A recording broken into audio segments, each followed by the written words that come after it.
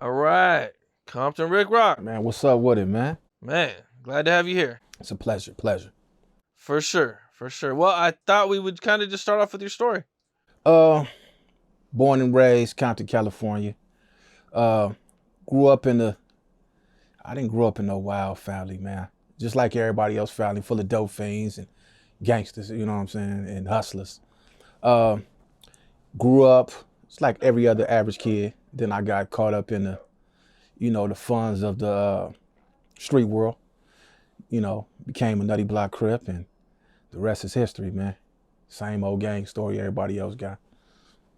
Went to jail for gang-related murder. During my experience in prison is where I learned that the people that I thought was my enemies, coming to find out that we had to stick together up in there. You know what I'm saying? And just being in that environment really taught me, like when I get back to the streets, as far as me going to war with other gang members, it was like I was done with that part of my life. Just being up in there and realizing that, like, I got tricked. I've been fooled to think that this dude was my enemy. And now I'm over here eating, playing basketball with him, baseball, cars, dominoes, and stuff like that. So when I came home, I tried to do the music thing. I started off rapping with Black Wall Street with the gang. Let's take it back a little bit, man. Let's go. Let's kind of focus on your childhood a little bit more. Okay, man. okay. What age would you say you jumped off the porch?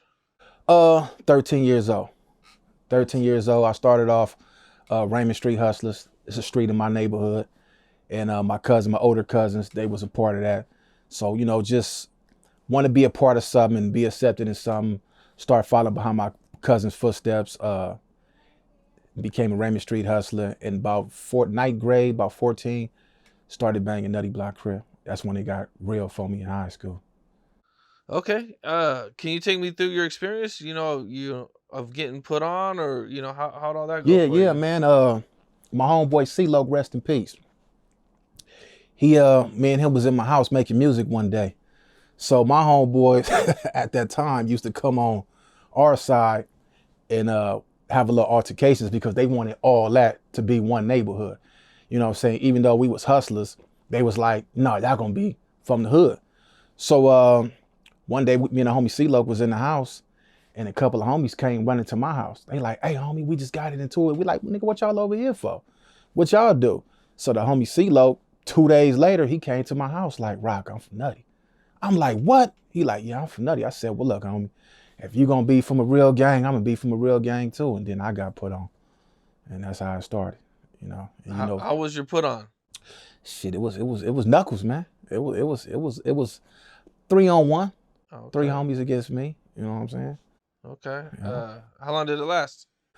It lasted about, I don't remember, man. I know it was a good one after that. You're a big dude. I wasn't big back then. I didn't get big Okay. till I went to prison. Okay. You know what I'm saying? I was a little dude back then. When I went to jail, that's when I started eating all the food up and doing my push-ups, burpees, and pull-ups. You know what I'm saying? Little sandbags and shit. Yeah. So you get put on Nutty Block, and so the hustler thing was like, was it just like a crew or? We was all brothers. Like Okay. everybody that grew up in there, we all went to elementary school, junior high. So like these are the guys that I call by their first and last name. So this is more than just homies. These are brothers. These are friends. You got homies and you got friends. Everybody from Raymond Street that I grew up with, we all close knitted, stayed on the same street, the next street. So these dudes is like actually my brothers. It's not like gang, we hustler, we dibble and dabbing a little hustling. You know what I'm saying? Selling work. And at a young age, we had cars. We bought our own school clothes. We didn't really need our mothers to take care of us like some of the rest of the kids did. We was hustlers, you know what I'm saying? But when I became from Nutty, we still hustled, but it was time for some action. You know what I'm saying? It wasn't no more you gonna just hang around. You gonna either get down with the get down. That's how it was back then. How did things change? Things change for you. You know what I'm saying? Like, Uh, is there any situation that happened that yeah, you were like, it wasn't for okay, me. this shit, this It shit got real. real. It got real. It got real when I started. When you got to go do what you got to do. A lot of stuff I really can't too much talk about. You know what I'm saying? Because I really don't want to. It's still dudes that I'm cool with now that I had little issues with. Um, you know, a lot changed for me since then, you know what I'm saying? But it was real. The shit got real. Me seeing people dying, going to funerals. When I was with the Raymond Street Hustler shit, you didn't see no funerals. Nobody died. When I came from Nutty, that's when I started going to funerals. Seeing dudes I used to hang with, now they're in the casket, getting shot at. You know what I'm saying? Shit like that. Do you remember who your first close friend was that you lost? My first friend that I lost, let me see. J-Rock. It's a few of them, man. It's a whole lot. I lost a lot of friends to the penitentiary and to death, man. Yeah. It's only a few of us left. Like, I try to block the memories out. You know what I'm saying? As much as I could. Like, a lot of stuff that I literally don't remember because I blocked them out. You know what I'm saying? So, yeah. But J-Rock was one of them, man. What was high school like for you? High school, gangbanging. You know what I'm saying? Gangbanging, ditching school, coming to school just like this, khakis, chucks, you know, blue rags, you know what I'm saying? And gangbanging, that's just what it was, you know? What high school did you go to? Compton High. That's a Crip school? Yeah, Compton Crip school. Okay, what was it like? Was there any Bloods there at the time? No. None. Bloods went to Centennial. They didn't go to Compton High. And if they was, they, you know, they wasn't walking around, you know, representing their gang. The gang, which is a close friend of mine, he went there.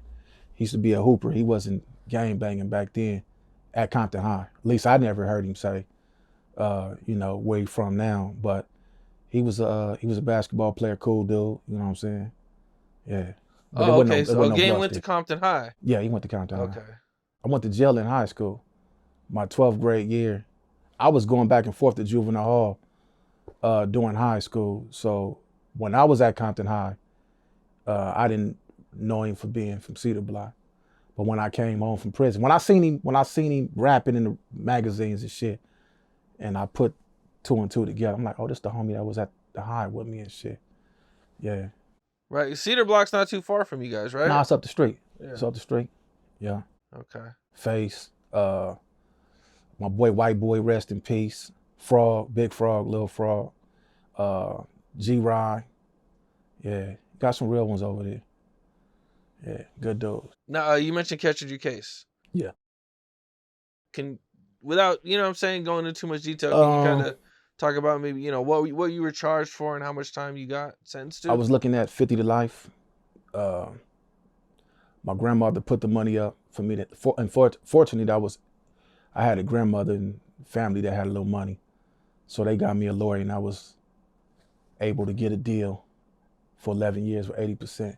It went from 50, 21, 16, 13, and then it came down to the manslaughter with 11. I jumped on that shit. I was like, let's go ahead and get this shit out the way. I wasn't scared to do no time, because where I come from, you know what I'm saying, that shit was rough. So I'm like, nigga, what could be worse? What could be more rougher than where I'm from? So I was like, you know what I'm saying? I'm charged with this shit. I had people telling on me. I didn't even want to chance it. I was like, when they came with 11 years, I went and did my time. You know what I'm saying? Still up in there, still didn't learn my lesson. Still gang banging and, you know, the regular shit. You know. Did they charge you as an adult? Yeah, or they charged me as an adult. Yeah, even though you were only 17 at the time? I went to jail at 17. I fought that case all the way till I was 19. I fought it for like 2 years. Yeah. Okay. And then I went to the pen at 19. Okay, and what's that like? You're 19. That's pretty young for going to the pen. I ain't gonna lie to you. When I went to the county jail, they put me in this dorm. And it was a dude from Grave Street. He knew me from the hood and shit. So they took me up under the wing, Compton and Watts. And when I was in there, I'm thinking like it's fit to be some crazy shit, some stabbing, you know, the regular shit that you hear. And man, I was like, nigga, Nutty is way worse than this shit. And it was smooth sailing. It was literally like I was in the hood. I didn't prison with none of it. It was like my hood was worse than this. You know what I'm saying? So it was, and I ran a lot of prison yards. Like I had the keys to the Compton Crip card. Yeah. You get to prison. Yeah. And is that more turned up? Because I'm taking you're probably on Nah, prison, a higher prison, level, prison, pretty high. prison, prison goes like this. It's a respect thing. It can get turned up, but if I respect the next man, then the next man gonna respect me. If I disrespect another race or disrespect somebody else, 9 times out of 10, it's consequences that come with disrespect. You know what I'm saying? So it wasn't turned up unless disrespect, occurred. Other than that, it was mind your business, I mind mine. Hit the yard, work out, didn't really too much. You know what I'm saying? But when it was brung to me, somebody disrespected me, that's most of the time when I got cracking, knocked a couple niggas ass out or, had to put in, do what I gotta do. You know how prison go, you know. But other than that, it wasn't like how you see on the movies and shit like that. You know what I'm saying? It was regular shit. When you come from the streets, it's regular shit to us. You know what I'm Yeah, saying? yeah, for sure. Okay, well, you get released after how many years? I did 10 years the first 10, time. I did 10 I did years. 10 straight. Now, when you get released, are you Right. on some like, I'm about to change, let me go straight, let me get a job, or you Yeah. still go right back to the When streets? I got released, my first girlfriend when I was 9 years old, me and her family, my mama, her mama was best friends, high school, pregnant at the same time. Her dad and my dad was best friends coming up. So when I came home, we bumped heads, met each other. I moved in with her, got a job at the oil refinery, and it was cracking. Then I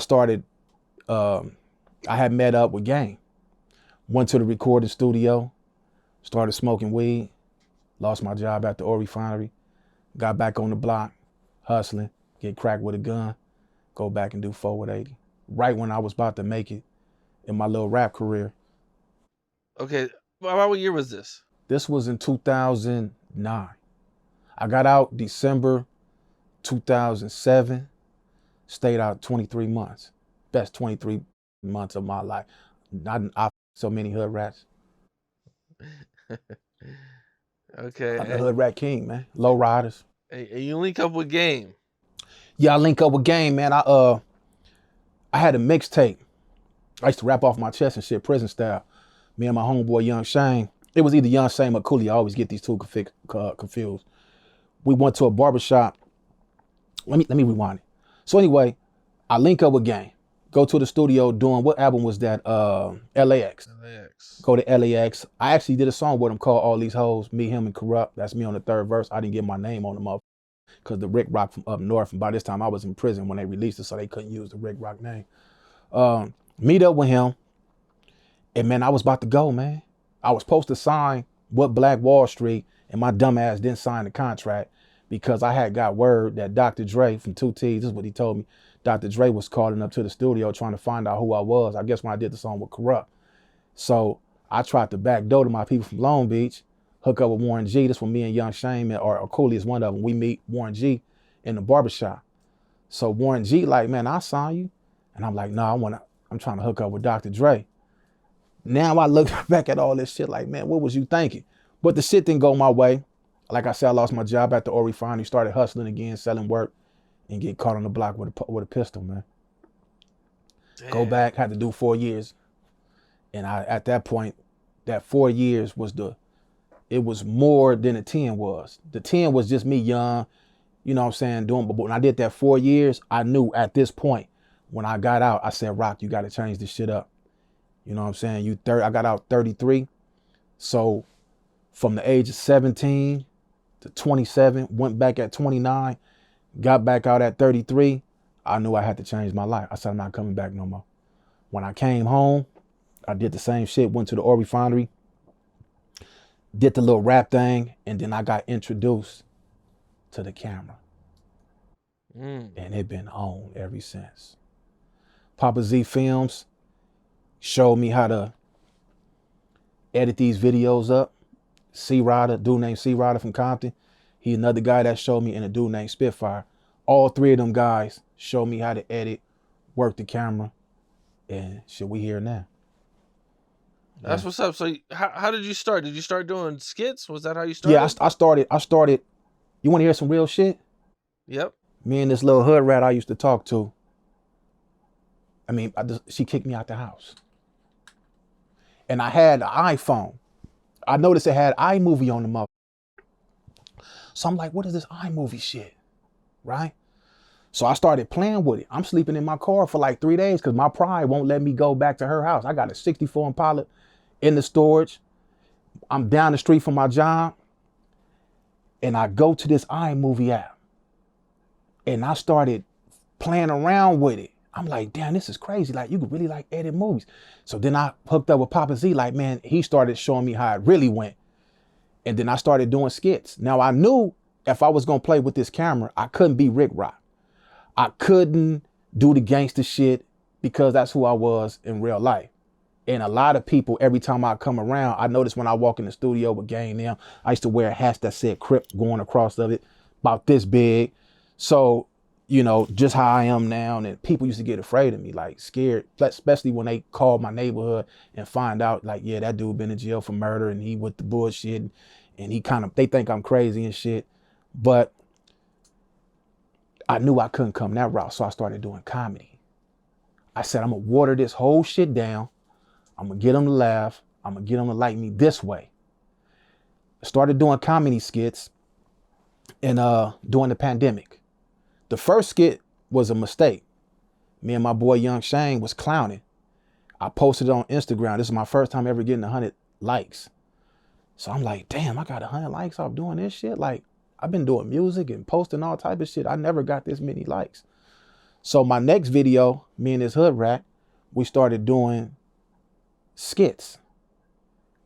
I met Crip Mac going along through this chick named Rennie Low.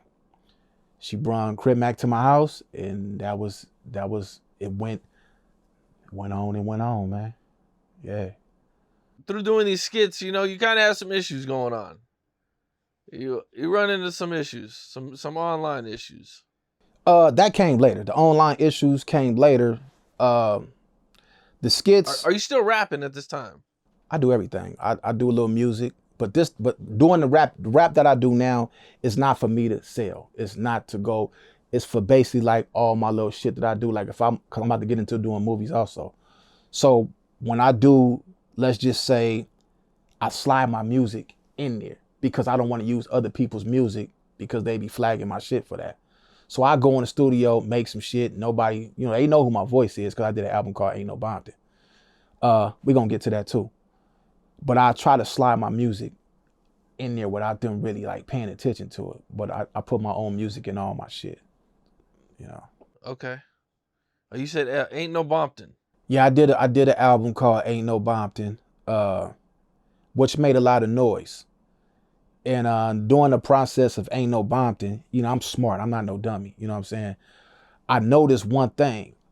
I still got this post too. I seen somebody write Ain't No Compton on the wall. And it was in my hood on Caldwell. And when I seen that shit, I'm like, damn, this shit is serious. Like, during the process of making it, I just wanted to make the music, competition. YG had the Compton shit going, you know what I'm saying? That shit was banging. And I wanted to do something for the Rips. It was a party in my hood one day, and I heard the party playing, nigga, this is, what nigga, I'm from Compton. And I'm like, cuz they playing this shit in the hood? You know what I'm saying? And then I was working, and I seen it. I had a Compton hat on, this dude like Compton, a little kid. I'm like, nigga, this Compton. Well, so I just felt like I had to do something for the homies with the Ain't No Compton shit. But I also knew that it could have got, could have lost my life doing that shit. You know what I'm saying? So I didn't get scared or nothing like that. I just knew that let's switch this shit up. You know what I'm saying? Let's come with something better than this shit. You know what I'm saying? Because this only gonna get me so far. I didn't even want to go to I got called for a few clubs. Can you come perform? I'm like, man, I ain't finna perform that shit. We gonna shoot that motherfucker. This shit, nigga ain't trying to go back to jail behind this bullshit. You know what I'm saying? This is entertainment. You know what I mean? But it got kind of like, it spread it throughout my city. You know what I'm saying? So Ain't No Compton was a response to YG's song. Not like I don't want to say like a diss song. I don't say it was it was a diss song. It was a diss song. Yeah, it was a diss song. Okay. Because you had dudes like Young Thug talking about Compton. You had Chris Brown, and then you had Soulja Boy. You know what I'm saying? Talking about bonding, like, y'all niggas, man, y'all better quit playing. If you listen to the song, Geechee Gotti said, no disrespect to the real rules, but Chris Brown and Young Thug need to learn the rules. You know what I'm saying? So it was basically, we was going at these internet fake dudes, but at the same time, it was a response to do something for the homies too. You know, that was my reason for doing it, and it did numbers. It did more than what I thought it was gonna do. Yeah. Okay, so it was more like just a representation for the Crips. Yeah, just for the homies. You know what I'm saying? Like I did it for my hood. It was something that I wanted to do for the neighborhood, for me. You know what I'm saying? Represent Compton, because at that time I was like, you can't find Compton on the map. I'll give you $1 million right now. You go to the map, you ain't gonna find Compton on the motherfucker, but you're gonna see Compton. But I got, I got respect for the, right now at this age I am now, I with Power Rules. I got some Power Rule home. My family is Power Rules. My daddy is Power Rule. My uncle Power Rule. My baby mama, her whole family Power Rules. I grew up in Fruittown Power Rule. You know. You mentioned your dad and family, Pyru's. Yeah. What was that like growing up? Your dad's a Pyru, and you said your other family members too. Your close family members? Just my father's side of the family.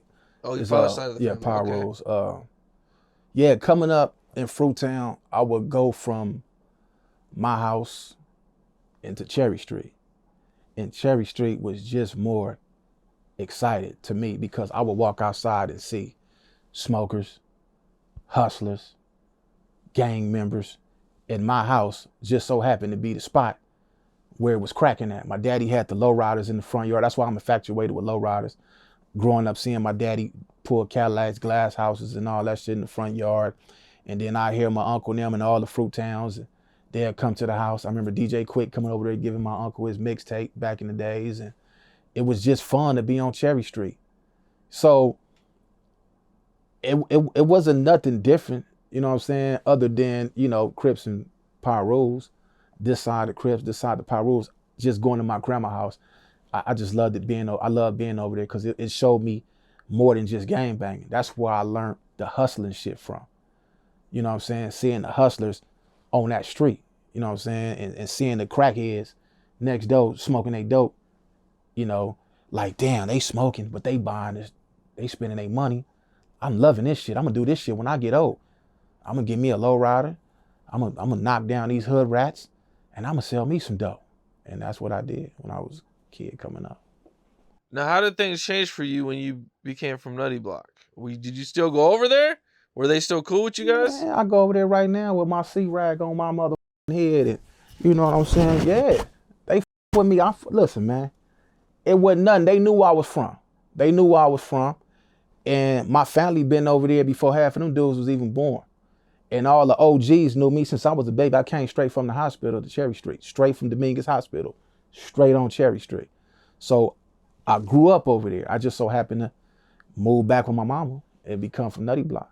So they all knew me as a kid. All the ones that was in my age bracket, they knew me. It wasn't no nigga, they didn't disrespect me at all. You know what I'm saying? It was all love. How'd your dad feel about it? My dad passed away when I was 9 years old, so he never got a chance to see that part of my life. Maybe if he was here, I probably would have became something different because he was a hustler. He was from over there, but he wasn't really pushing that like that. He was pushing his money. And he used to always tell my cousin, don't let no colors come between your bread.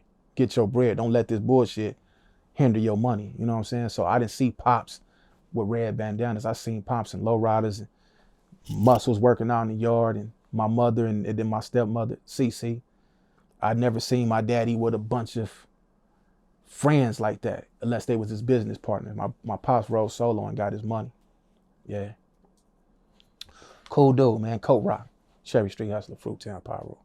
That's what's up. Yeah. For sure, yeah. man. So you start making these skits and you're getting a little bit of buzz. You're doing these skits. Yeah. You start working with Crip Mac. Right. Crip Mac is hot at the time. He's still hot. Nah, but, at that time, Crip Mac, he wasn't known for doing comedy skits. Crip Mac was riding through the drive-thrus with his friend, the female lady that he be with, and I don't want to say her name, but the female lady that he used to be with, they used to play games with the people at the food place. And then his grandmother, I guess, had a cat.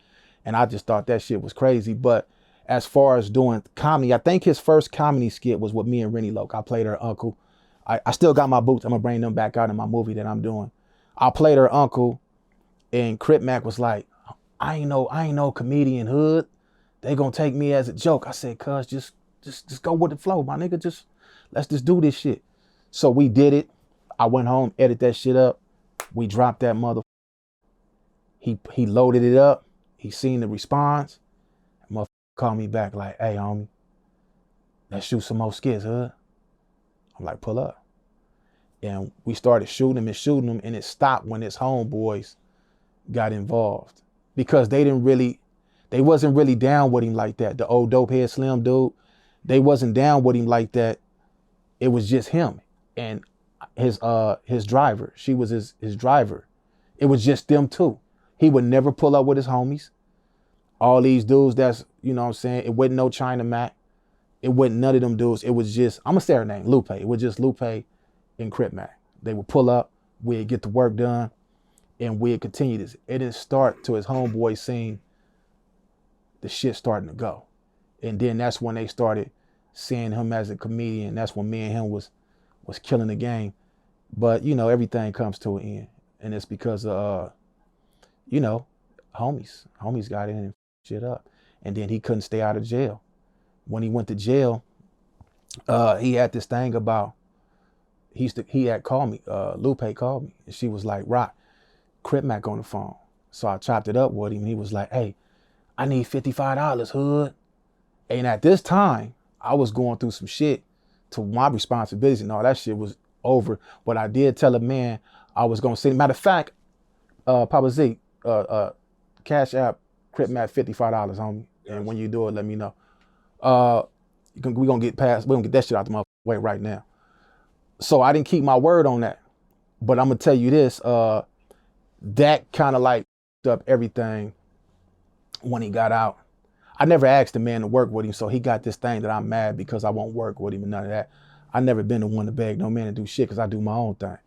I do way more than just getting on the internet talking shit about these busters. I could film a movie.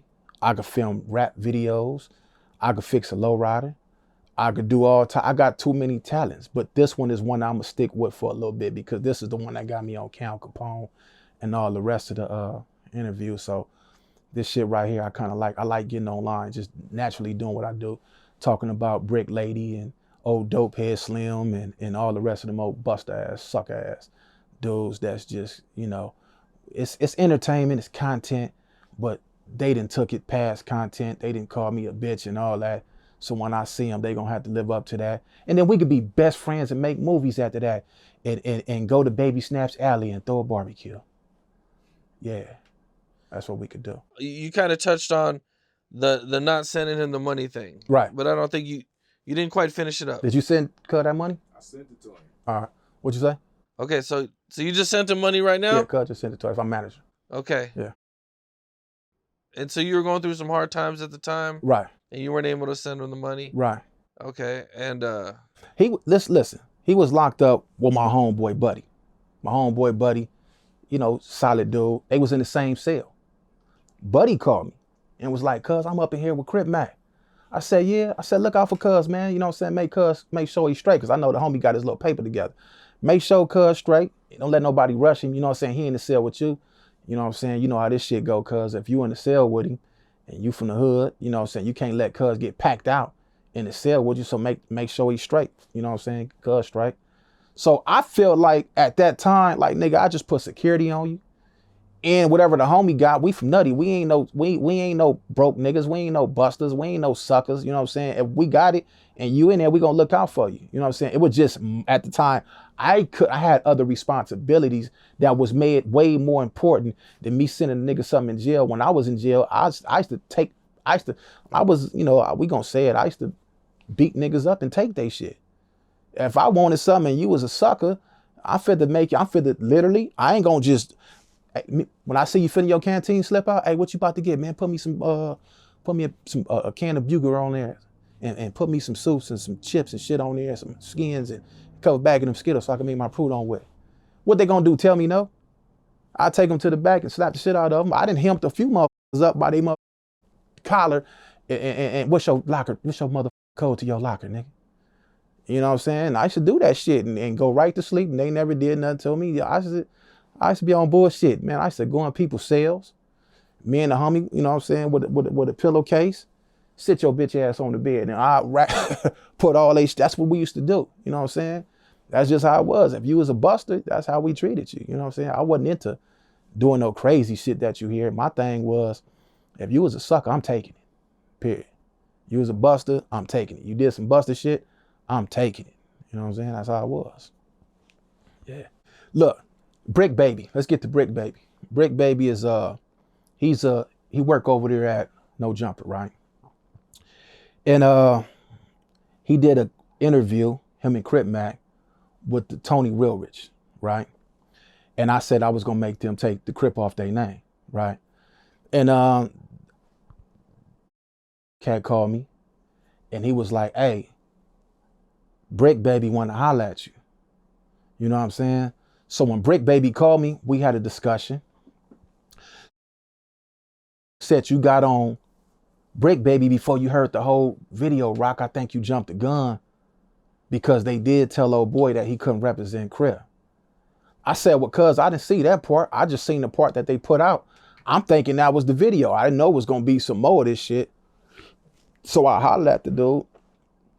And then I thought about it like, that nigga, you niggas still did the shit. Y'all could have turned that down. When I thought about it, I went to go take a swim in the pool. And I got online and got on their bumper. Bricc Baby went on his live and he called me a bitch and hoe. And when I see you, I'ma get off on you on the dead homies and on hood. He always put on his, he blows up his hood and everything. He didn't go to Mad Ronnie funeral. He ain't gonna do nothing. He's a coward. And when I seen, I'ma put my foot so far up his ass. 600, and what's the other dude name from Avalon? Cartoon. They got a boxing match. Which camera? This one right here? This camera right here? They got a boxing match coming up, Bricc Lady.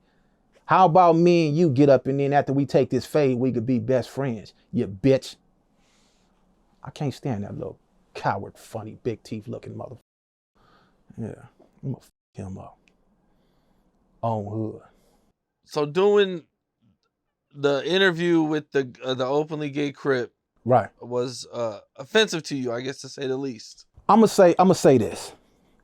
I understand they got a job to do, right? I understand they got a job to do, and either you're gonna do this job for the streets or you're gonna do this job for your family, right? I understand that. I'm not just one of them dudes that's just, you know, hating on them and nothing like that.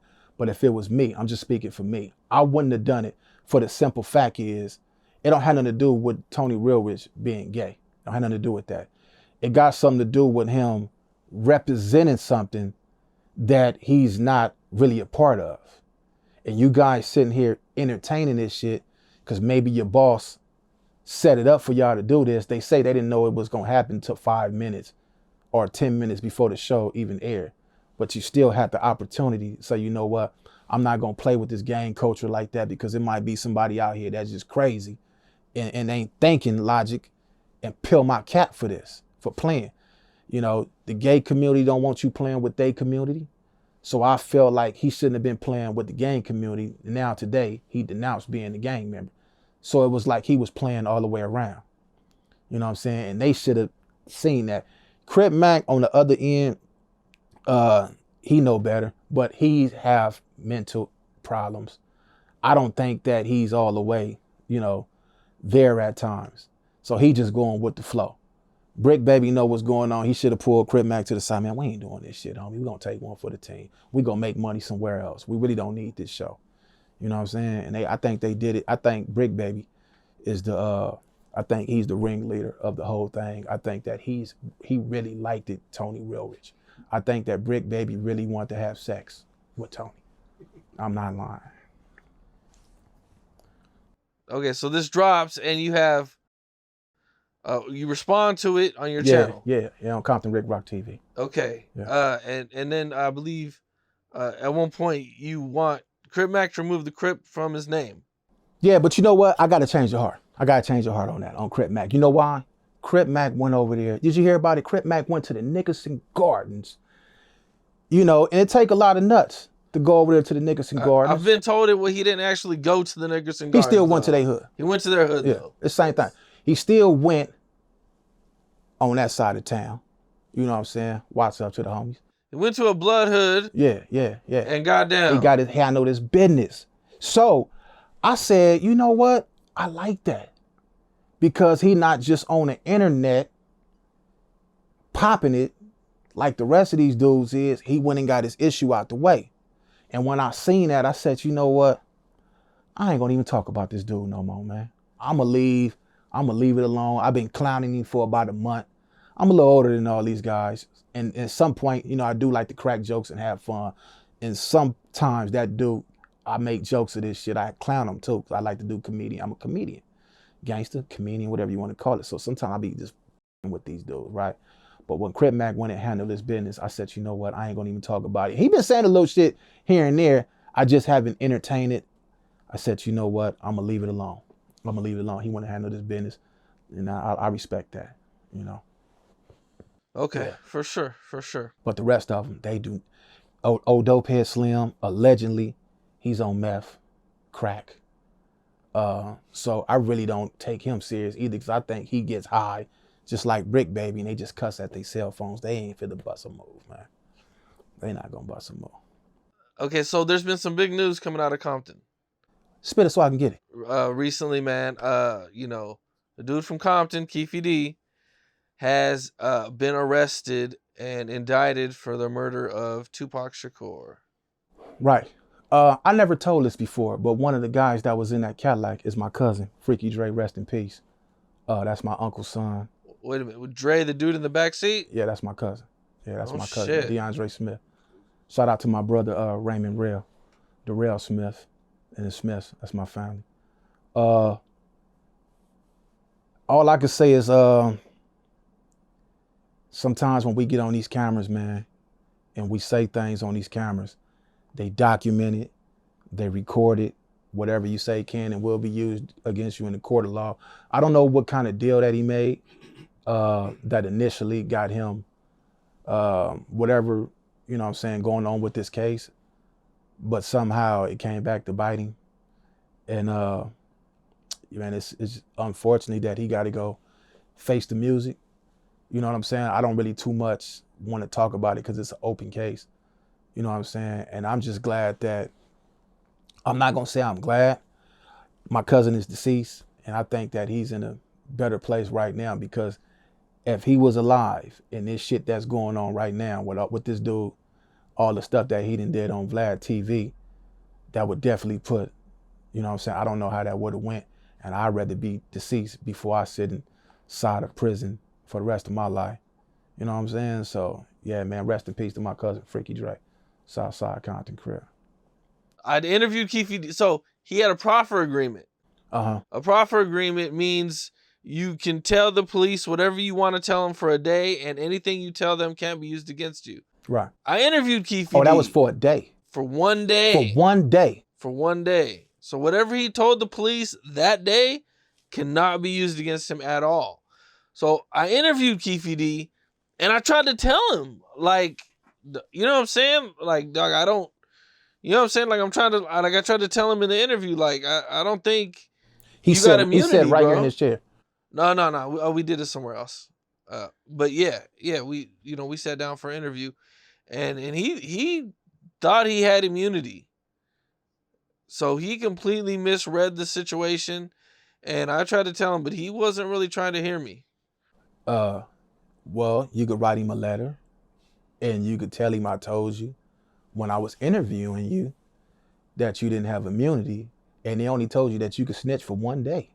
That's it. And you shouldn't have told shit anyway. You should have went, whatever case they caught you on, I don't know if it was a drug case, I don't know. I don't really be too much paying attention to a lot of this shit. But I would have just did my time, homie.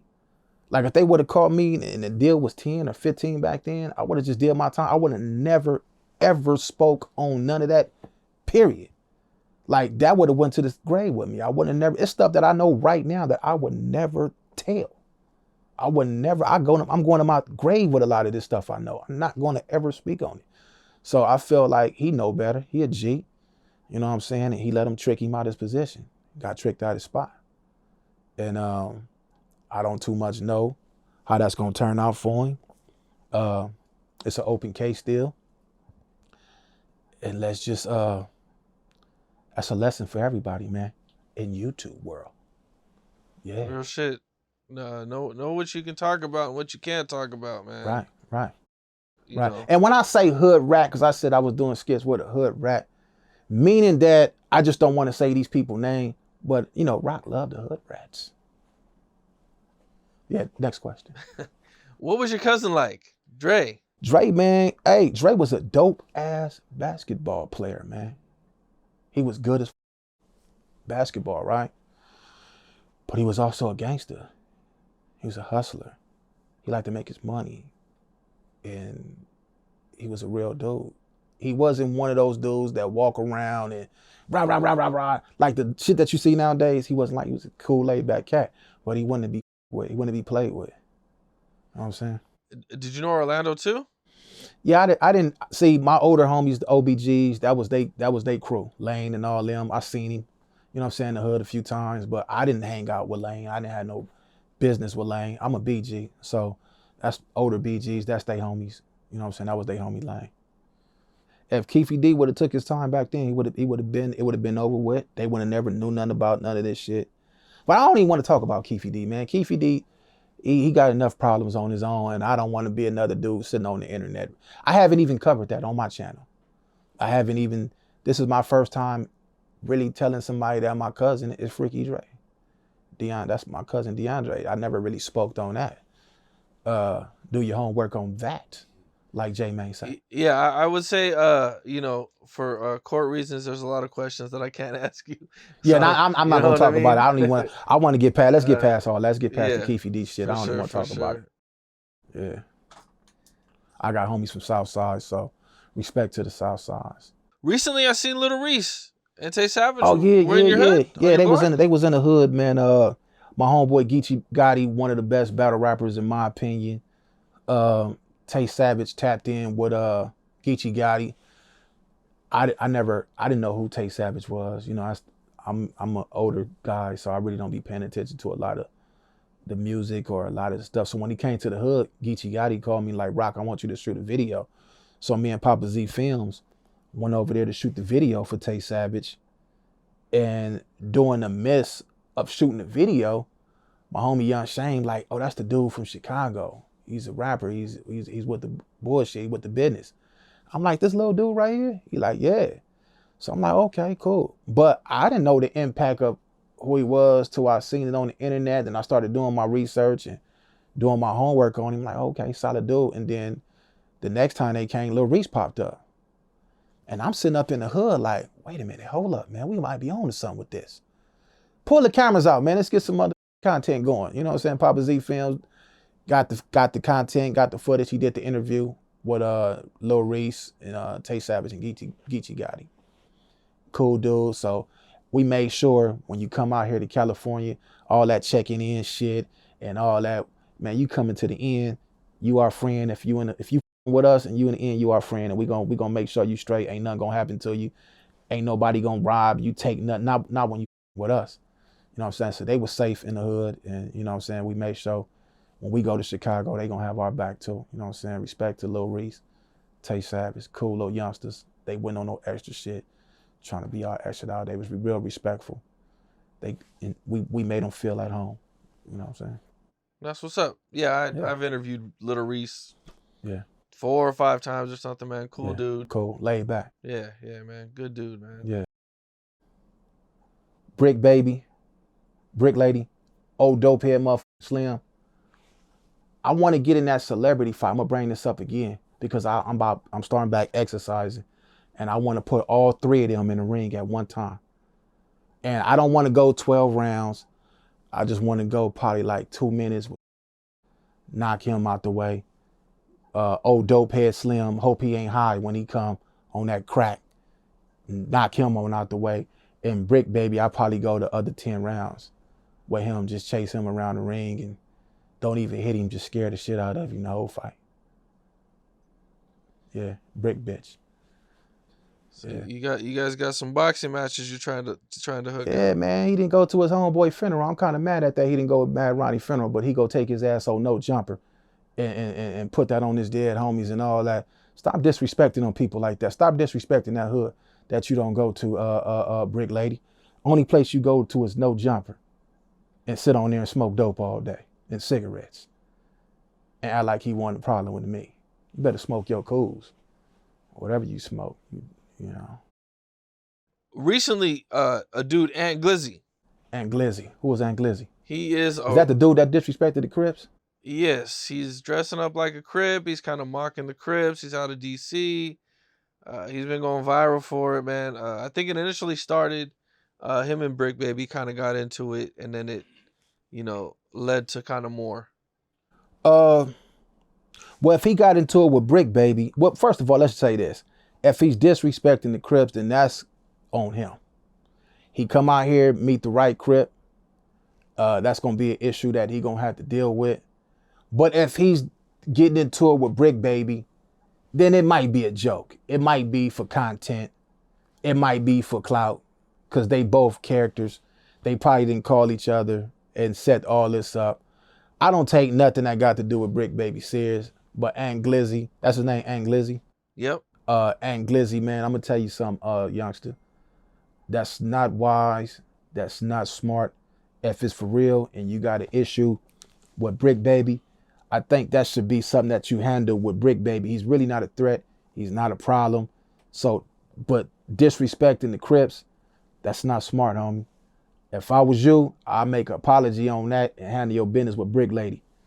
Don't play like that, man, because it go down in a real way. Yeah. Charleston White is another one. Charleston White. Well, look, Charleston White done met a whole lot of Crips already.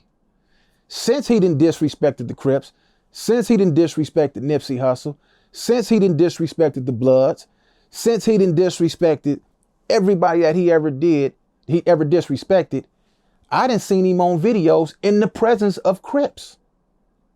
Oh, okay. And nothing happened to him. You see what I'm saying? So this internet is a different world, man, from the real streets, man. And he done been in front of some real Crips and nothing happened to him. He just like Ant Glizzy. He ain't met the right ones. Charleston White ever meet the right ones? That little can of mace, that bear spray shit he carry, that is not gonna work on the chopper. I'm telling you. He ever bring his ass inside the Grandies in Nutty Block, he ever take his ass in Park Village, he take his ass in any one of these neighborhoods that he done disrespected, that little bear spray is not gonna work on that chopper. I promise you that. Charleston White, do not bring your ass to the Grandies with that bear spray. Boy, it's gonna be the end of Charleston White's ass on my mama. Mama's mama. Like say.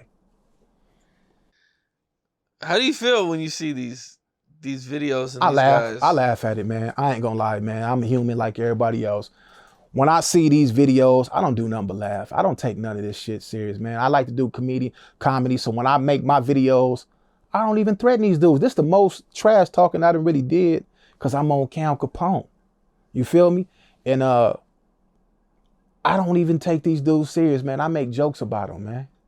And I laugh at this shit, man. It's really comedy.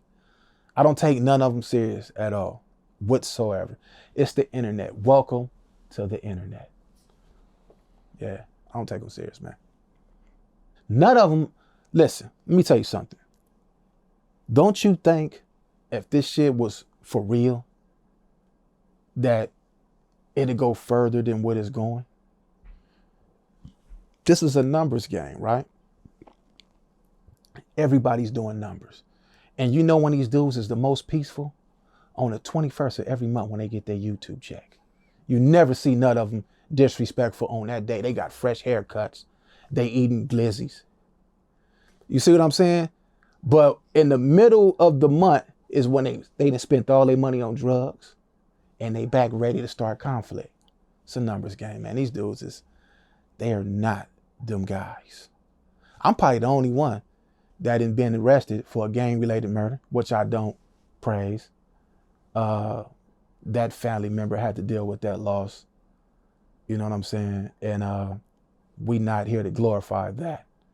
But none of these guys been to jail for nothing. Probably beating up their girlfriends or something like that, or domestic violent cases, or they probably didn't got caught on Fig late at night dressed up like drag queens selling their cornhole.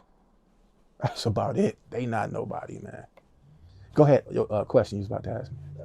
You got the YOG on your hat and your sweater. Yeah, first of all, they can find us on shopbyrock.com. The YOG is years of grinding. I've been doing this all my life, years of grinding. And if you're a grinder and you've been hustling your whole life, then this is for you. This is what it represents. Years of grinding. If you're a hustler, you're a grinder, and you've been doing it for a long time, put them years in, man. The years of grinding. This ain't no overnight thing, man. You told me you've been doing this for what, 15 years now? Close to it? Around, yeah. I mean, I had to take a break. Yeah. Yeah, but you've been rocking and rolling, man. Yeah. I wouldn't be here if you wouldn't. Can't no anybody just get me in a studio. Can't nobody just get me on a platform. I didn't turn down a whole lot interviews. You know what I'm saying? A lot of people can't get me out to be on a podcast. You know, a lot of this stuff I want to save, you know what I'm saying, for different reasons. Like when I really get to doing what I really want to do. This movie, I'm about to shoot my movie called The First Hit. I'm letting everybody know The First Hit. Those characters that you see me play with the boots on, the shorts, the dope fiend, with my wig on and my funny glasses and the shit that me and Crip Mac used to do.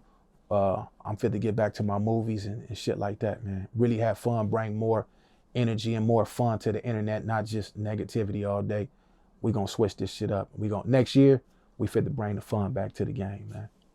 Yeah, looking forward to it. Yeah, man. I'm hoping I get a big check where I could go pay Crip Mac, Slave Master, China Mac. You know what I'm saying? China Mac do what just the rest of them do. You know what I'm saying? You got all the Chinese people in the neighborhood. They got the liquor stores, donut shops, and I'm not racist or anything like that. They get all the money from the drunk black people. They sell us all the sweets and shit. So he's doing what I normally see my whole life. The Chinese people used to give my grandmother food with a note. My grandma used to write a note. I used to take it to the store, give it to them. They'd give my grandma the food. When she get paid, she'd pay them. So it ain't nothing against them. But I'm used to seeing them pimp on the old, you know, he's doing a good job at pimping. So hopefully when my bread get right, I could throw them $1 million and they could be in this movie that we're gonna shoot. So hopefully that China Mac released Crip Mac to work again. Yeah. Pimpin' China Mac. I like their show, man. They got a good show. But you know what, homie? Let's keep it real. All jokes aside. Crip Mac working with China Mac has been more lucrative than working with his homies and working with everybody else. Yes, I started the comedy. His first skit was with me and Rennie Lowe, but I molded him into being an actual actor with the comedian stuff. But what China Mac is doing with him is making sure that the direction that they're going in is for sponsors. He's basically making sure that he don't crash. He just got caught up. I don't really want to talk about that, but that's because he went back to his environment. When he with China Mac, you don't see him getting caught up. But when he go back to the streets, he gets caught up. And what I noticed since his last incident, you really haven't seen him posting videos in Baby Snap's alley. You've been seeing him at baseball games. You've been seeing him at the zoo. I just seen him on at a horror show. So China Mac is doing an awesome job when he got him in his presence, making sure that they going in this direction. Because long as he keep on hanging back in Baby Snap's alley, if he ever blow it again, that's definitely where you will see him and old Dopehead Slim smoking crack in the future. I promise you that. And this is no joke. If he don't go that direction, he would definitely be in Baby Snap's alley. And this is nothing. I always told him some real shit. I said I wasn't going to talk about him no more. And I hope he's listening. You better stick with China Mac, because everybody else going to have you in Baby Snap's alley on that rock cocaine with old Dopehead Slim. China Mac's doing a good job. He's doing a good job, man. Shout out China Mac. I just be clowning with these dudes, but China Mac, he's doing a good job, man. Yeah. I did a movie with China Mac, man. Me, JT the Bigger Figure, Compton Menace, and this was my first time meeting China Mac. And me and China Mac got a scene. I haven't seen the movie. I don't know what JT the Bigger Figure doing it with it. China Mac was cool. He was laid back. He was, he jumped right in together. We freestyled some shit. That's when I met China Mac. You know what I'm saying? So all the other shit, I just be clowning these cats, man. Yeah. China Mac doing a good job with Crip Mac. He better stick with him. China Mac got him in an apartment. He was sleeping in hotels with that hood rat before China Mac got him into a spot. Yeah. He did a great job with Crip. Great job. I'm glad for both of them. I'm glad too, man. I hope they make it, become millionaires, and get back to the unfortunate. They doing a good job, man. Yeah, for sure. Yeah, for sure. Well, you mentioned Chris Brown and Soulja Boy earlier. Chris Brown and Soulja Boy, man. They was just victims. You know what I'm saying? You know, we catch a lick, we catch a Vic, we'll make them think they from the hood. They millionaires, they got bread. We'll make them buy us this, make them buy us that. We knew they went from Fruit Town. You know what I'm saying? No matter how much them guys made them think they was from over there. I grew up over there my whole life, and I know for a fact them dudes do not let no cornballs like that hang around unless they fit the buy us a ragtop 64 Impala, front, back, 4 gates, 14 batteries, 3 squares. You know what I'm saying? Sergio Chrome. You know, them dudes is not no gang members. You know what I'm saying? They are better at entertaining. Soulja Boy and Chris Brown need to stick to dancing and rapping. Leave this gang shit alone. They ain't gonna get lucky like us and make it. What do you think when you see dudes who aren't from California start banging California neighborhoods? I think that you got gangsters everywhere, right? And when they bang California gangs, this is just something that they take a liking to. You know what I'm saying? I guess it's cool for them. And they just want to be accepted. They like this lifestyle. But when they come out here and they see how it is, sometimes they be like, man, what did we get ourselves involved with? You see what I'm saying? So it's nothing wrong with an out-of-town guy banging a California gang. If it was me, man, I would just stick to just getting money, homie. You know, that's it. I don't look at them no different, man. Did you see the video when Soulja Boy pulled up in Fruit Town? Yeah, I seen the video, and the little homie Ears from Fruit Town, I think, like kind of checked him. I guess he was like, man, enough is enough. Enough dudes done died over here. Dudes done got shot. Dudes that went to prison. And we got this dude over here playing with our hood reputation, our hood name for fame and clout.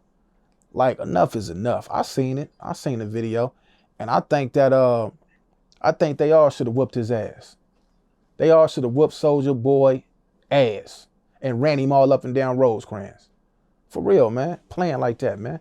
If we had a Soulja Boy in our hood, if Soulja Boy came to the Grandies, Soulja Boy would have bought every last one of my homies a ragtop 6 tray, a ragtop 6-4. We would have bankrupted him. He wouldn't have been over there talking about he from the hood. You fit to buy all my homies in the pen. You fit to send them packages and put money on their books. And you fit to take us where all the hood rats at in the matching. We would have did that to Soulja Boy. Soulja Boy, you better be glad you didn't come over there playing with them nutty blocks. Is there anything an out-of-town dude can do to just to be accepted as like one of the homies? To where it's not like that. We got a hood in Oklahoma. Okay. We got a hood in Oklahoma. Just because you from out of town and you bang a LA gang, a California gang, Compton gang, Watts gang, it don't mean that you soft because you representing this. It just means that you want to be for something that's real.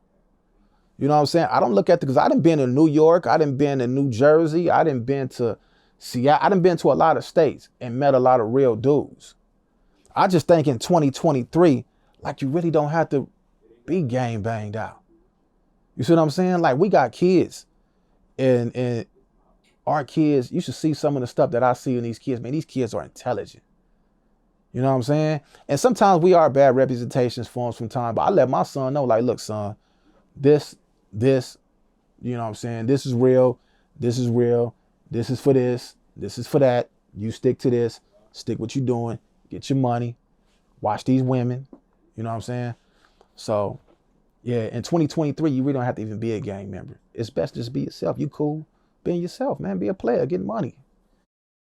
Yeah, I haven't seen too many newer guys doing it. This was mostly a bigger thing back in the Yeah. 2000s. Is probably I when was they all incarcerated. started. I missed all the 2000s. I got out in 2007, December 2007. I didn't really catch it. I thought the world was going to end in 2000. I remember being in prison, in my cell, literally thinking the world was about to end at 12 o'clock, 2000. 2000. I thought the world was about to blow up. That's what I Yeah. thought. I thought we had flying cars by now. Gang banging to me in 2000, I was like, damn, they still gang banging in 2000? I was incarcerated. I done been around all these dudes, big homies. All the ones they look up to. All the ones from their hood who they think is gangsters. From every gang in LA, Compton, Watts, Long Beach. And I done sit with these dudes, reputables. And they down there want to cry to me and say, man, I wish I had an opportunity to go home. I wish I could go home and be a father to my kids and be a husband to my wife. Literally watched them with tears in their eyes and told me that this lifestyle, I wish I would have never got involved in. I wish I would have just went to school or got a job and been a normal, regular guy. They've been in there for years. I was in there. I went to the pen, 99? That's when I went to the pen from juvenile hall, county jail. And it was dudes that was locked up since the 80s, 70s. And I watched these hardcore dudes that some of these dudes look up to on the streets that never met their homies and ain't knowing that some of those dudes was about to cry to me and tell me, hey, when you go out there, do right, man. Yeah. How did that affect you hearing that? I was like, man, I don't want to hear that shit, you old ass nigga. All that. I'm fit to go home and get me a Cadillac front back, get me an AK, and me some hoes. You wasn't trying to hear it at the time. At the time, I was young. I heard it. Now it registered. But when I heard it back then, I was just sitting back out of space as they talking. They not looking me in my eyes talking. They just venting. I'm listening to them. My head to the mother sky, looking at the blue sky, looking at the stars, and all I'm thinking about, boy, I get out this mother, I'm finna go get me a Big Mac from McDonald's. Ooh, I'm finna get me a big booty bitch. That's what I was thinking. But when I went back that second time, that's when it hit me. That's when I started playing back everything that I heard the first time. And I knew when I got out this time, it's on now, this ball game. Now what we doing right now, we heading to another direction. You know what I'm saying? The direction that we going into right now, today, y'all ain't seen nothing yet. Trust me, it's more to Ricc than just on the internet arguing with dudes and having fun. This interview been fun. This interview has been entertaining, let's say that. But they ain't seen nothing yet. It's more than just the YOG. It's more than the khakis and the blue chucks and the blue rag. This just part of the costume, man. It's more than this. We trying to get in Maybachs, Rolls Royces, live in mansions. We trying to have cooks. We trying to take care of our family. We trying to take care of our kids. We trying to look out and give opportunity to other people. You know what I'm saying? It's a lot of people that helps me. This is not just the Ricc show. It's a lot of people that depend on me, that I got to make sure that I get in position to help these people. Papa Z Films, even the people that started me with these comedy skits that helped me. I still owe these people. You know what I'm saying? Capone. When we, Compton Ricc, get to this point, I still owe you an invitation to the award show. You see what I'm saying? I'm there. Yeah, you coming. Yeah, you coming for sure. We're going to make sure that Hey, Bentley, go over there and pick up Cam Capone and bring a sack of that endo when you pull up. You feel me? Yeah, man, you coming to the party, homie. Yeah, we gon' I got a whole neighborhood, bruh. I got a whole Geechee Gotti, my homeboy. We got homies in my hood, me and Nutty Ray. We try our hardest to tell our young homies, look, bro, I'ma film your videos for free. You don't owe me nothing because I wanna see you win. And the shit that we doing, we got younger homies that didn't shoot nobody today. They not thinking about killing nobody today. They not thinking about robbing nobody today because we over here filming. We showing these dudes that it's a different way. We showing these dudes that you don't got to be putting your freedom on the line. Pick up a camera, homie. I got a $14,000 camera. I sold my Harley Davidson and was sitting in the Harley Davidson dealership about to buy another Road Glide. And as I'm sitting there, they running my credit. I'm thinking like, damn, I got to pay a note on this bike a month. How about I go get this camera? This is what I do. And we'll come back to this shit. And you know, I got, like I said, I got a responsibility. I got to make sure that the team win. I got young homies that I don't want to see go to prison. Watch me, homie. You want to learn how to edit? Pull up to the studio. Pull out a chair. Let me show you how to do it. What I don't know, Papa Z Films, can you pull up? Let's get a class going with these youngsters. Let's show them, homie. Film, edit, write. Y'all want to do music? Rick Rude, I got somebody coming to the studio. I co-produce the beat, mix this shit up, pull the camera out, film it for free. Start your career, homie. You don't want to be in that penitentiary. You don't want to be in there with Fleece Johnsons. You don't want to be in there with Compton Rick Rocks that's going to take your stove that your mama sent you and your girlfriend sent you. When I'm in there toe up. When my girl, I had a good one. My baby mom made sure I was straight. I got family visits every 90 days. I was getting coochie every 90 days. My baby mom coming, shout out to my baby mama. Boy, she looked out for me. I got phone calls. I took cell phones when I was up in there. Dudes had cell phones. My first day on the yard. Who got a cell phone? He do. Hey, let me use your cell phone. Get your punk ass with me before I knock you out. Compton and Wine told me we got a phone. And I was so cold. I went back the second time. They sent me to a level 2 yard. I'd never been on shit like this. I was so cold. I used to let the Serenos use the phone. I used to let the white boys use the phone. I used to let the blacks use the phone because we was in the dorm. After I called my girl and chop it up with her, I get the blacks the phone. Hey, when you done, go get that to the essays. Let them call their people. When they done, give it to the wood. Because I don't want nobody to snitch on me. We on a level 2 yard. Ain't no politics like that on this shit. This shit is soft as motherfucking baby cotton. So I kept the dorm straight. I never got snitched on for having a phone. One time. And we threw him out the window. You could open the windows up on level 2. Me and the homie from Bakersfield, I grabbed him by his foot. He grabbed him by his hands. We took his ass, threw him out the window, threw his shit out there, rolled his ass up. We was back cracking, talking to our hoes. Pool Rider, rest in peace, from Bequima. We had it cracking. But kids, stay out of prison. You don't want to meet Fleece Johnson. Take For sure, Fleece Johnson, man. What's your thoughts about him? Listen, I did a lot of time in prison. I've never heard of nobody getting took advantage of in that kind of manner. But when I went to a level 2 yard, matter of fact, even on the level 3, I did see dudes, I did see gay people, but they wasn't part of my card, Compton and Watts. And like I say, it's a respect thing. I'm minding my business. Because I seen homosexuals put tips on dudes that was regular dudes. These are still men. And I seen them put tips on them. But I've never heard nobody screaming down the tier, please help me, or none of that. I never heard no moaning on the tier. I never heard it. I've never seen it. If they did it, they was real sneaky. They had some music playing real loud in they cell. I never seen nobody calling for help or running out the cell with their drawers down. Never seen it. But the politics and everything could be a little bit different in California than out of state. I've been seeing dudes twerking. Out of state, I've been seeing online dudes in jail twerking, dressed up like chicks. I done seen some crazy stuff out of state jails. I don't know what state this being in California, they do that shit too. I just haven't seen it. You know what I'm saying?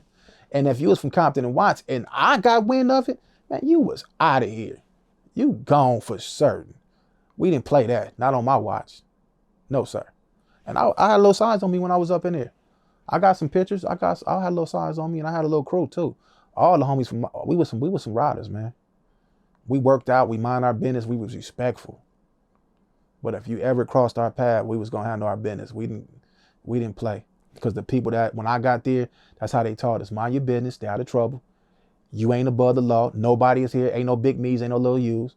You mess up, you gonna get dealt with. And that's how it was. For real. Yeah, for sure. For sure. Yeah. How do you know 600? 600, I met 600. I got a call from this dude named Four Leaf. And he was basically wanting me to like make sure that the same thing like China Mac doing with Crip Mac, you know what I'm saying, keep him out of trouble and stuff like that. And he introduced me to this dude named 600. I guess where Crip Mac was staying at, China Mac had came to his house. And Crip Mac was so loud that somebody inside the apartment unit got wind that Crip Mac was in the apartment unit. So I got the call from Four Leaf, and then he put 600 on the phone, and he was like, hey, can he stay with you? All this shit that Slim is talking about, I couldn't pay my rent. That's why I wanted Crip Mac to move in with me. That's false. I never really spoke on that. I was gonna move the dude in because we got work to do. And if I could monitor, because you're gonna get your cat peeled over here. So I met 600 on that, and then I started training him. I started exercising with him. I used to do meal prepping for him. And I used to me and my sister used to do his meal prepping and make sure that he had a healthy lifestyle, eating good and shit like that. That's how me and 600 met. 600 is a cool dude. He's from out of Los Angeles. He's another content creator, real intelligent guy. You know what I'm saying? A lot of stuff that people say about him, it's just the internet shit, but he's a good guy. 600 is, you need to interview him, man. Solid dude. Okay. Good star. For sure. Yeah. For sure. And you need to also interview Rennie Loke. She the one who started me and Crip Mac. I guess you could say our relationship, the show, the Crip Mac and Rick Rock show. And if it wasn't for her, Crip Mac comedy thing probably wouldn't have never flourished in that light.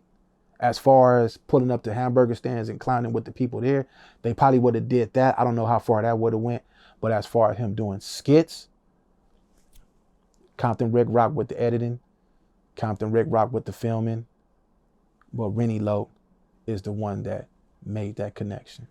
She got a story too. She out of Compton on the Dead Homies. Okay. Yeah. I'm open to it. Yeah. For sure. Yeah. That sounds dope. You know, I remember hearing about her a while back. Yeah, man. She never got her props out this whole ordeal. They always talk about Compton Rick Rock, Crip Mac. We are part of the story. You can't get around it. It's in the history books. But she never got her just due as connecting everybody. Rennie Lowe. Okay. She's more important than his actual homies in the beginning. His homies never wanted to be seen with him. At least when I was around doing my filming, because he wasn't really known like that. They didn't know where he was gonna go with it. He had the tattoo on his forehead. They was like kind of like shying away from the camera. I'm not lying. Rennie Loke and Lupe was the one that was really like front line, even before me. Yeah, Lupe been down with him for sure. Lupe been down. Lupe would pull up. We would handle the business. She put her life on the line. We're rolling around with him with that tattoo on his head. They didn't have no security. And it was just them two pulling up. It was my duty to make sure that I didn't take him to these dangerous areas. I took him to cool little spots. But Lupe, Rennie Loke, yeah. Okay. I clowned them all. That's what I do. I appreciate you, man. All right, dog. Dope interview, man. For sure. You know what I'm saying? I want to see you win, man. You got some good content out there. For sure, man. Yeah. For sure. Definitely. We're going to all win, man. We content creators. We're going to all win. No matter if it's good or bad, I really want us all to win. Now we could have our little moments where we all go have our little disagreements. And if it get way too crazy, we know how to handle that as content creators. We know what to do. You know what I'm saying? It's just the people from the outside that's watching the content creator show. They kind of like have an input because they don't know what's going on, because they don't get a check on the 21st. Is it for the money? Is it for real? They don't know. It ain't for them to know. When God gave us our plan and when God called us, he didn't say, hey, he didn't call it on a conference call. He gave you the vision. He gave me the vision, and every other content creator a vision. Sometimes the devil come in and kind of like stir up the pot, but you got to be wise enough to understand what's going on. And every now and then ain't nothing wrong with a good fade, because now they pay you for it. All you got to do is get in the ring and then donate all the money to a women's shelter, to the kids. If I ever get into a celebrity fight, I'm donating all the proceedings, all the funds to either a women's shelter, to some kids, or to the unfortunate that need it. I'm just gonna give all mine away. I used to work for this place in Santa Monica. It's like a homeless. They give clothes and stuff to the homeless, and I used to work there. And I want to also I give it all to them. Y'all do what y'all gonna do, buy clothes for these people. You know what I'm saying? Because I kind of had a relationship with them dudes from working with them. I used to think that all homeless people were drug addicts. Some of them really have mental issues, and they all not drug addicts. It's deeper than what you would think. And I kind of like built a relationship with them people so they wouldn't disrespect me at work. And, I would love to come back and do something for that place. Yeah, man. It was in Santa Monica. For sure. That's what's up. That would be dope. That would be dope, man. Yeah. And good looking out, Count Capone. I appreciate you for calling me. This is like really my first official by myself interview. Every time I went to No Jumper, it was with somebody else, or I got called in to be on somebody else's. Even with the Whack thing, that was the Whack and Adam show. It wasn't like it was the Compton Ricc interview. So this is like really my first official, like, real interview on Count Capone. I'm glad we can make it happen, man. Yeah. I want to say this, man. Kids, listen to your parents. Stay in school. Do something with your life, because you don't want to grow up old, still gang banging, still trying to prove yourself, still dealing with old dope head slims and brick ladies and all these characters, man. You want to do something. And everybody stop trying to be rappers, man. We need doctors. We need lawyers. We need good women out here to be representation of a black woman, not booty hole browns and booty hole pinks and all that. We need real women out here, and we need more stand-up guys, and we need more love in the community. And we need to respect one another. And all this gang stuff, if we don't put an end to it or slow down with the killing, we're going to kill each other off, man. You know what I'm saying? In the black community, we doing too much entire community killing. Ain't nothing wrong with taking the fade every now and then. You know what I'm saying? Ain't nothing wrong with that, but we have to stop all that because we're going to kill each other off. That's why we behind. Look at everybody else. They moving up the ladder. We still tripping on each other. Let's kill that. Compton Ricc, Nutty Gang. For sure. Appreciate you, man. Appreciate you too, homie. Definitely. What's up? This is Cam Capone. We got more content like this coming soon, so hit that like button, subscribe, and stay locked in to Cam Capone News.